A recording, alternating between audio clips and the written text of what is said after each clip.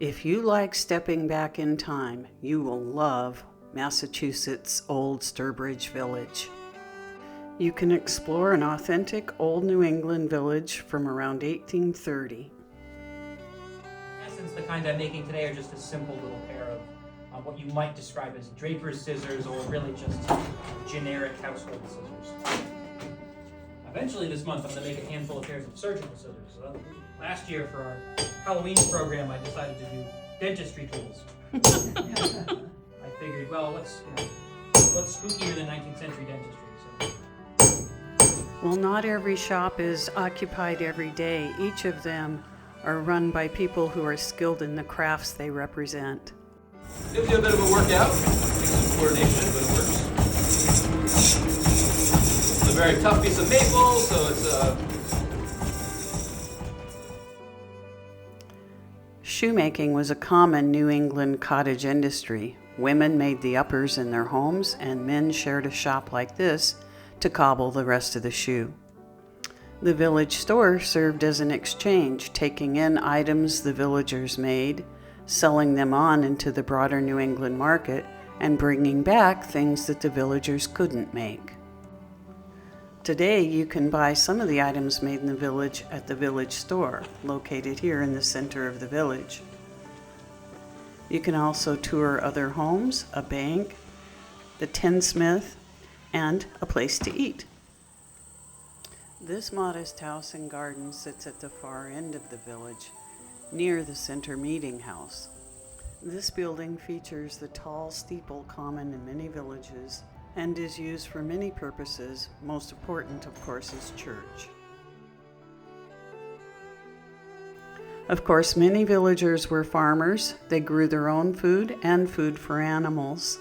Today's villagers still grow the old crops, and they preserve the seeds from each crop to continue the line. I watched this guy for a long time and finally asked what he was doing. He was collecting individual flower seeds and sorting them by type. Beyond making shoes, women did a variety of crafts in their home, both for exchange with the villagers and with the store.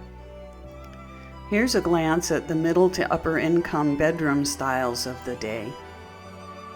Sturbridge Village sits alongside a river, and it is fed into a mill pond in the center of the village, which in turn is used to power water wheels used for a variety of industries.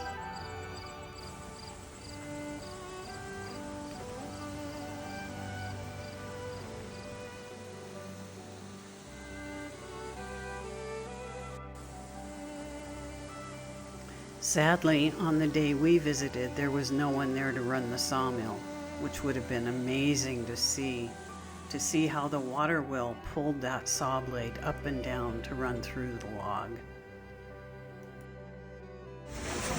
Oh, you can see the watermill working here. Let's see where someone might want to sink their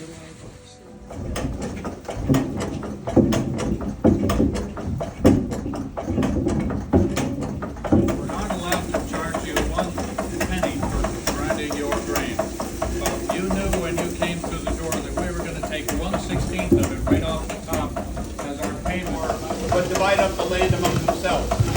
And so once John Denny had a piece of land along the town brook, he set up a mill like this. Pieces, there's over 14,000 pieces of pipe here. Took about 12 hours to put this together, to lay this out. And that gives us about 150 pounds per square inch. So when I bring this out, what was a blank sheet of paper now has all the print. After a few hours, you get a really strong feel of just how hard these people worked and under what conditions. For example, being a blacksmith or making jelly, very hot. And then we're cutting the rind up into these little tiny cubes and boiling that down in this sugar mixture so that it's going to be kind of like the consistency of a jelly.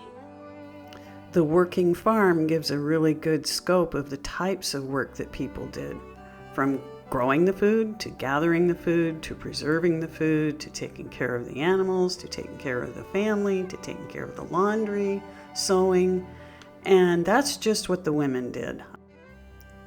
Honestly, I suspect I would have a terrible attitude about the whole thing. But on the other hand, maybe ignorance was bliss, and you were fairly independent. Also, hey, Did you see that? Je comptais te filmer, donc